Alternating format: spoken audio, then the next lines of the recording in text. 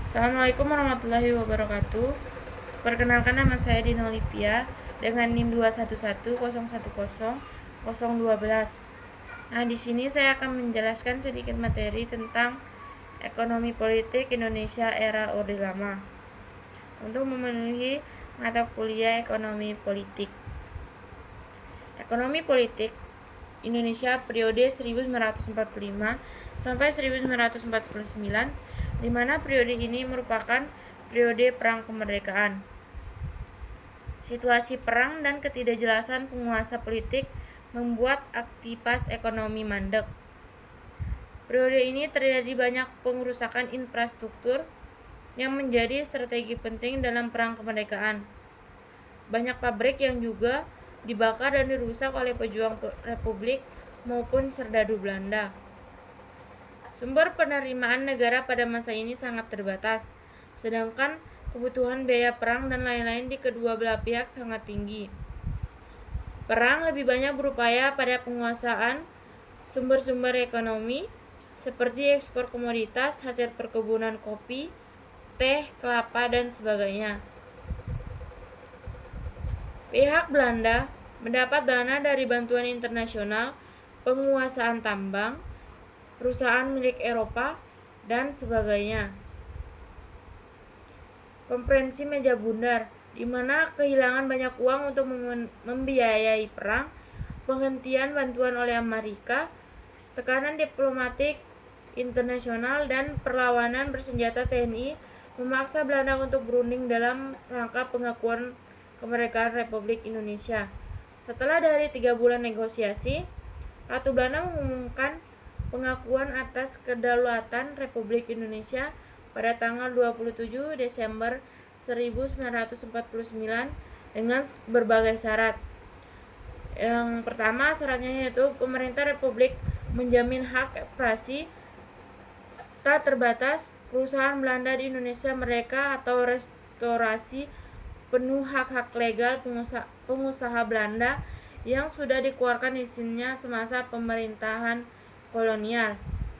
Syarat kedua yaitu pemerintah Republik menjamin tidak akan melakukan nasionalisasi atas perusahaan Belanda kecuali dengan alasan penting dan harus dibayarkan kompensasi yang pantas. Persyaratan ketiga, perusahaan Belanda berjanji untuk berpartisipasi dalam ekonomi dengan menjalin kerjasama usaha dengan modal milik orang Indonesia. Syarat keempat, pemerintah Republik diharuskan untuk konsultasi kepada pemerintah Belanda dalam hal finansial dan kebijakan ekonomi dengan memperhatikan kepentingan Belanda. Dan syarat kelima yaitu pemerintah Republik harus membayar utang pemerintah kolonial kepada pemerintah Belanda sebesar 5,9 triliun gulden. Nah, pada periode 1950 sampai 1967, setelah resmi merdeka, pemerintah Republik berkuasa untuk mengelola kegiatan ekonomi. Republik dihadapkan pada kondisi ekonomi yang menggenaskan karena banyak infrastruktur rusak, struktur organisasi kenegaraan belum terbentuk, konsolidasi lokal belum kuat, kapasitas manajerial penduduk sangat lemah.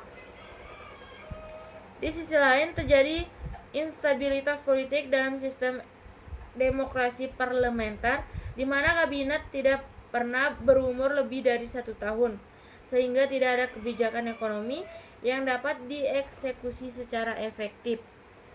Sekitar 40% penerimaan negara pada masa ini dari pihak-pihak perdagangan asing melalui tarif dan biaya impor-ekspor.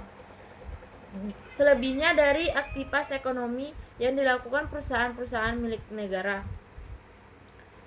Selanjutnya yaitu nasionalisasi perusahaan asing atau demokrasi pemimpin. Sebagai respon atas konflik Irian Jaya dengan Belanda, Presiden Soekarno mengumumkan pembatalan hasil perjanjian Meja Bundar. Akibatnya, pemerintah menolak membayar sisa utang pemerintah kolonial dan menasionalisasi seluruh perusahaan milik pengusaha Belanda. Setelah dinasionalisasi, pemerintah menunjuk perwira-perwira militer untuk menjadi manajer usaha menggantikan manajer-manajer Belanda. Para perwira militer ini banyak yang sama sekali tidak memiliki kemampuan manajerial maupun kewirausahaan. Hal ini mendorong terjadinya resesi ekonomi pada era demokrasi terpimpin.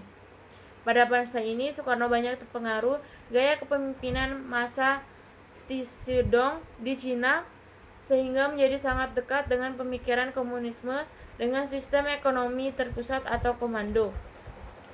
Penghematan atau konsumsi, di mana perdebatan yang paling banyak dibahas oleh pemerintah Orde Lama adalah apakah melakukan penghematan mengingat minimnya sumber penerimaan negara atau memperbanyak konsumsi belanja negara untuk menggerakkan perekonomian. Nah, menerima pada masa ini belanja lebih banyak dilakukan di sekitar Jawa dan ibu kota. Pada masa ini Soekarno lebih banyak berusaha membangun legitimasi pemerintah di mata masyarakat dengan membangun monumen-monumen dengan berbiaya mahal seperti Monas, Masjid Istiqlal, GBK, dan sebagainya. Selain itu, pada masa ini juga pemerintah gencar melakukan belanja di bidang pendidikan untuk memberantas buta aksara. Pada 1945 hanya 8% rakyat Indonesia yang bisa membaca. Pada tahun 1960-an, lebih dari 40% rakyat sudah mengenal huruf dan bisa membaca. Belanja militer juga menjadi fokus belanja pemerintah pada masa ini untuk membangun sistem pertahanan yang memadai, terutama ketika Soekarno menjalankan kebijakan konfrontasi dengan Malaysia. Mungkin itu saja yang bisa saya jelaskan. Sekian. Terima kasih. Wallahul muwaffiq ila aqwamit thoriq. Assalamualaikum warahmatullahi wabarakatuh.